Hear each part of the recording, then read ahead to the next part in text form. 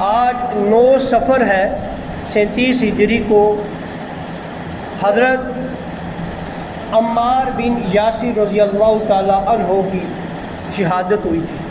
آج آپ کا یوم شہادت ہے۔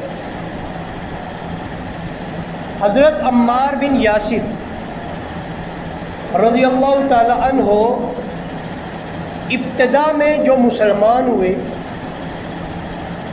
آپ یہ میرے پاس مستدرک ہے، اس کے اندر بھی حاکم نے لکھا ہے، بخاری نے بھی لکھا ہے، امام بخاری نے بھی اس بات کو لکھا ہے، اور دیگر بھی تاریخ کی کتب میں ہے کہ جب عمار بن یاسر مسلمان ہوئے تو اس سے پہلے حضور علیہ الصلوۃ والسلام کے 4 غلام اور 2 عورتیں مسلمان ہوئی تھیں، یعنی ابو بکر صدیق، حضرت خدیجہ الکبریٰ، مولا علی، حضرت زید، اور یہ حضرت عمار بن یاسر یہ 7ویں یا 8ویں نمبر پہ یہ مسلمان ہوئے، ابتدائی مسلمان۔ ان کے والدین مسلمان ہوئے، حضرت یاسر اور حضرت سمیہ، اور حضرت صہیب بن سنان ان کے ساتھ مسلمان ہوئے۔ ان کا اسلام لانے کا واقعہ یہ بھی لکھا گیا ہے کہ ایک مرتبہ یہ دونوں حضرت صہیب اور حضرت عمار بن یاسر دار ارقم میں دروازے پہ تھے، ایک دوسرے سے پوچھنے لگے تیرا کیا ارادہ ہے؟ وہ پوچھنے لگا تیرا کیا ارادہ ہے؟ کہا میرا ارادہ ہے محمد کی بات سن لیتے ہیں۔ میں کہا میرا بھی یہی ارادہ ہے، لیکن جب اندر چلے گئے تو حضور کی بات سنی اور مسلمان ہو گئے۔ حضرت عمار چونکہ آپ کی والدہ کنیز بھی تھی پہلے، اور آپ کے والد جو وہ یمن کے تھے حضرت یاسر، اور یمن سے اپنے بھائی کی تلاش میں، گمشدہ بھائی کی تلاش میں اپنے 2 بھائیوں کے ساتھ مکہ آئے تھے۔ باقی 2 بھائی چلے گئے، یہیں پر رہے، اور انہوں نے حضرت سمیہ سے شادی کر لی، اور اللہ تعالیٰ نے حضرت عمار کے جیسا بیٹا نعمت کے طور پر انہیں عطا فرمایا۔ اور ان تینوں ہستیوں کی بڑی خصوصیات، اور ان تینوں ہستیوں میں ان کو ایسا مقام ملا ہے جس میں یہ تنہا ہے، کسی کو وہ مقام نہیں ملا، کسی کو وہ مقام نہیں ملا صحابہ میں جو ان کو ملا۔ جیسے اسلام کی سب سے پہلے جو عورت شہید ہوئی تو وہ حضرت سمیہ تھی۔ سب سے پہلی شہیدہ ہونے کا اعزاز ان کی والدہ کو ہے۔ سب سے پہلے جو شہید ہوئے وہ بھی ان کے والد حضرت یاسر۔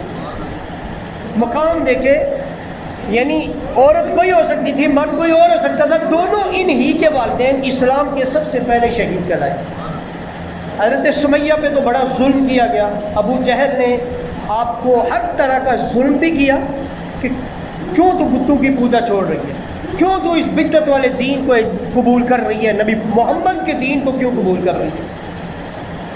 اور اتنا ستایا گیا یہاں تک کہ آپ کے کوک مبارک میں نیزے کے ساتھ آپ کے پیٹ میں وار کیا گیا، جس سے حضرت سمیہ شہید ہوئی، اور جو اسلام کی سب سے پہلی شہیدہ کہلائی۔ اب آپ بتائیں اس اعزاز میں پھر اور کون ان کے ساتھ شامل ہو سکتا تھا؟ سب سے پہلی شہیدہ۔ دوسرے نمبر پر آپ کے والد، ان کو ستایا گیا، ہر طرح کا ظلم ان پر ڈھایا گیا، پانیوں میں ڈبکیاں لگائی گئی، تپتی ریت پہ، اور کیا کیا ظلم ان پہ نہیں ڈھائے گئے، اور آخر کار وہ بھی شہید ہو گئے، اور اسلام کے پہلے شہید۔ حضرت عمار پر، حضرت عمار بن یاسر، آپ کا نام جو تھا وہ عمار ہی تھا، ابو یقظان آپ کی کنیت تھی۔ حضرت عمار رضی اللہ تعالیٰ عنہ، عمار بن یاسر رضی اللہ تعالیٰ عنہ جب مسلمان ہوئے نا تو آپ پہ بھی بڑے ظلم و ستم ڈھائے گئے، جیسے حضرت بلال پر ڈھائے گئے نا اسی طرح آپ پر بھی ڈھائے گئے۔ حضرت عمار کے بارے میں یہ ہے، آپ اٹھائیں کتابیں، طبقات ابن سعد کو آپ پڑھیں، طبری کو پڑھیں، دیگر حدیث مستدرک کو پڑھیں، بخاری کو پڑھیں، صحاح کو آپ پڑھیں۔ حضرت عمار بن یاسر کو انگاروں پہ، آگ پہ لٹایا جاتا اور کہا جاتا کہ محمد عربی کا کلمہ چھوڑ دے، اور یہاں تک کہ پھر آپ کو پانی کے اندر بار بار ڈبکیاں دے کے نکالا جاتا ہے، ڈبکیاں دے کے نکالا جاتا ہے۔ حدیث کے الفاظ ہیں کہ جب پاک نبی صلی اللہ علیہ وسلم حضرت عمار کو، چونکہ مکہ کے اندر جہاد کا بھی اعلان نہیں ہوا تھا، وہ تو مدینہ میں جہاد کا آرڈر ہوا، مکہ کے اندر ابھی یہ اللہ کی طرف سے حضور جو کرتے تھے اللہ کے اذن سے کرتے تھے. تو حضور جب حضرت عمار کی ان تکالیف میں وہاں سے گزرتے نا، تو آقا علیہ الصلوۃ والسلام آگ کو کہتے یا نارو کونی بردم و سلامن علی عمار کما کنتی علی ابراہیم. یہ قرآن کے الفاظ ہیں نا، یا نارو کونی بردم و سلامن علی ابراہیم. حضور نے حضرت عمار کے بارے میں فرمایا اے آگ تو میرے عمار پر ٹھنڈی ہو جا، سلامتی والی ہو جا، جس طرح تو اللہ کے خلیل حضرت ابراہیم پر ہوئی تھی. یا نارو کونی بردم و سلامن علی عماری کما کنتی علی ابراہیم. حضرت عمار بن یاسر کے لیے آگ کو یہ حکم دیا. حضرت عمار کہتے جب حضور نے آگ کو یہ کہہ دیا نا، اس کے بعد وہ مجھے جلاتے رہے، مجھے تکلیف ہی نہیں ہوتی. اور وہ کہتے یہ تھے کہ حضور کا کلمہ چھوڑ دیں. اس سے پہلے آپ نے بڑی تکلیفیں جھیلی. ایک دفعہ اتنی سخت تکلیف ہوئی کہ آپ نیند بے ہوشی کی حالت میں ہو جاتے. کہتے ہیں کہ صحابہ جو ابتدائی مسلمان ہوئے ان کو جب اتنی تکلیفیں دی جاتی کہ وہ جب نیند بے ہوشی میں ہوتے ان کو پتہ ہی نہیں ہوتا ہماری زبان سے الفاظ کیا نکلتے ہیں، اس قدر تکلیف دی جاتی. اور پھر ان سے کلمہ، ایسے کلمات ان سے کہے جاتے جو کہنے نہیں چاہیے تھے. یہی حضرت عمار کے ساتھ ہوا. حضرت عمار خود حضور کی بارگاہ میں حاضر ہو کے کہتے ہیں یا رسول اللہ انہوں نے مجھے اتنی تکلیفیں دی، ایک مرتبہ آپ کو پانی میں ڈبکیاں لگا کر اتنی تکلیف دی کہ آپ کو پتہ ہی نہیں زبان پہ الفاظ کیا جاری ہو رہے. تو انہوں نے حضرت عمار سے کہا، حضرت عمار حضور کی بارگاہ میں عرض کر رہے ہیں کہ یا رسول اللہ میرے منہ سے انہوں نے آپ کے لیے برے الفاظ نکلوائے اور اپنے بتوں کے لیے اچھے الفاظ نکلوائے. یہ مستدرک میں بھی لکھا ہوا ہے. تو حضور نے پوچھا کہ تو نے پھر تیرا دل کیسا تھا؟ کہا یا رسول اللہ میرا دل تو ایمان پہ کامل ہے. تو حضور نے فرمایا پھر اب بھی اگر وہ تجھے اس طرح تکلیفیں دے نا، اب بھی تو ایسا ہی کر لے گا. اور ویسے قرآن کی آیت بھی ہے کہ کلمہ کفر جائز نہیں ہے، لیکن جس کو جان پر بنی ہوئی ہے نا، کافر لوگ اس کو سخت تکلیفیں دے رہی ہوں تو وہ دل میں ایمان رکھتا ہوں تو زبان سے کہے تو پکڑ نہیں ہوگی. لیکن تقویٰ یہ ہے کہ جان دے دی، زبان پہ بھی کلمہ کفر نہ لائے.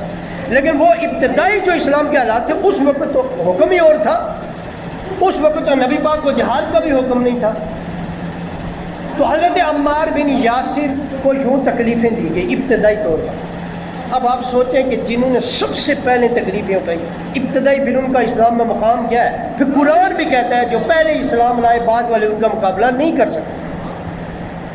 ان کا مقام اور ان کا مرتبہ بہت بلند تھا. اور پھر اس کے بعد